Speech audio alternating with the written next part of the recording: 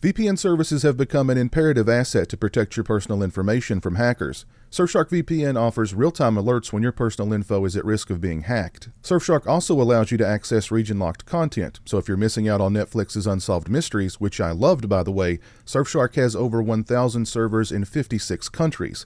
How's that for being region-free? Go to surfshark.deals/pizowell and use promo code pizowell for an 85% discount, the very best price on the market, plus 3 extra months absolutely free. Protect your personal information on unlimited devices and never miss out on your favorite movies and shows on Netflix, Disney Plus, and so on with Surfshark VPN.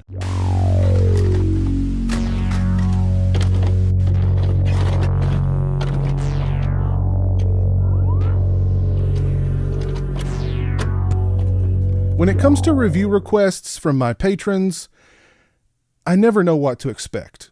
I've had patrons request that I review really awful movies like Veronica, simply because they want to watch me suffer.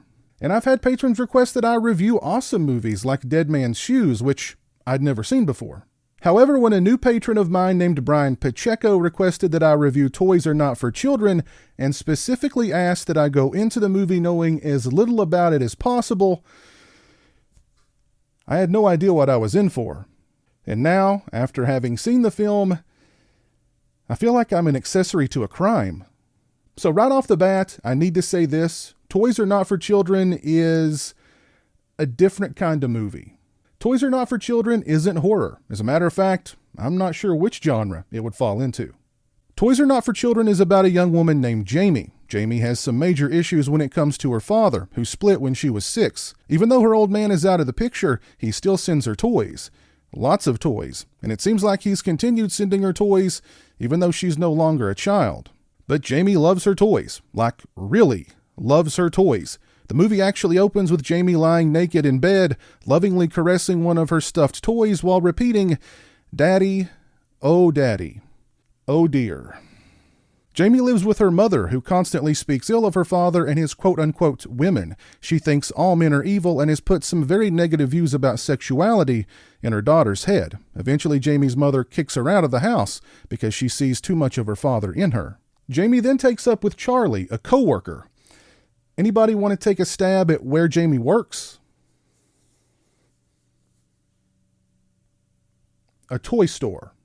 The two are soon wed, and on their wedding night, Jamie can't perform. She also can't sleep unless she's tucked in and accompanied to bed by her favorite stuffed toy. Charlie soon becomes disillusioned with the marriage because Jamie loves her toys far more than she loves him. Jamie soon moves in with a big city working girl named Edna and her pimp Eddie. Edna claims to know Jamie's father, and Jamie hangs around there waiting for her father to call. Not call her, but to call Edna for her services. Jamie's journey to find her father eventually sees her turning to prostitution herself. There's a particularly disturbing sequence in which she's with an older John playing the blindfold game, and the whole time she keeps referring to this strange man as Daddy. Jamie does reunite with her father. However, Jamie's father thinks she's just another working girl, and Jamie is just so happy to be in the company of her father again that she doesn't seem to care what they're doing together. I'll leave it up to you to imagine exactly what it was they were doing together. Their little reunion doesn't end well. One thing I need to point out here is that Toys Are Not for Children doesn't frame anything that goes on in this film in a dark or sinister light. As a matter of fact, the movie frames everything in a bright, colorful light. I assume this is because of Jamie's twisted and confused nature. She can't be with Charlie because Charlie is just a normal, everyday, average guy. Jamie wants to be with her father, but because her mother has put all of these awful ideas in her head about the man, telling her over and over again throughout the years that he's a womanizer and prefers whores, that's exactly the kind of man Jamie wants. Everything about this movie is just off. Literally from the word go, with the sequence in which Jamie is romancing one of her stuffed toys. The kind of stuffed toy in question here is a large Queen's Guard, the kind of guard that you would find standing outside of Buckingham Palace. I'm sure there's some significance in that being Jamie's preferred stuffed toy, but I don't even want to go there. The storytelling here is non-linear in nature. We keep flashing back to memories of Jamie's childhood with her father, in which he's tucking her into bed, drying her off after a bath, constantly hugging and kissing her a lot. Again, I don't even want to go there. Jamie is clearly a product of her broken home and her mentally ill mother, and as dreamy and druggy as this movie feels at times, it's probably truer to life than anyone would care to admit. The film is written and directed by Stanley Brasloff, and it's only one of 2 directing credits he had. Marcia Forbes delivers a stunning performance here as Jamie, and it's her sole acting credit according to IMDb. Toys Are Not for Children is a well-made and certainly very thought-provoking film. It's definitely not going to be for everyone. I can't say that I liked the movie, but I had to respect it in a way. It's not a movie I plan on revisiting anytime soon, though. Huge shout out to Movie Club member Brian Pacheco. Thank you for your review request, and thank you for being a patron. I really appreciate it.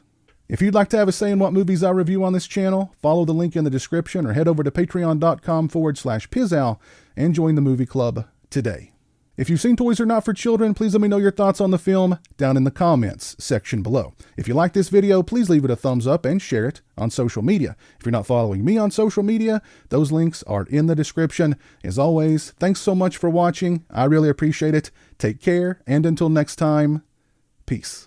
A huge shout out to all my patrons and channel members. I appreciate your generosity and support of my channel. Become a patron today and join me for exclusive live streams, get early access to videos, and have a say in what movies I review on my channel. Become a channel member and get access to exclusive badges and emotes to use when I stream.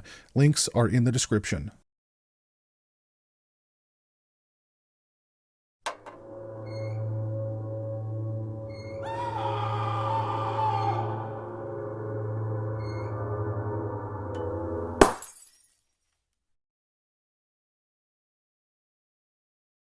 Say hello to the internet, Jeremy. Hello to the internet.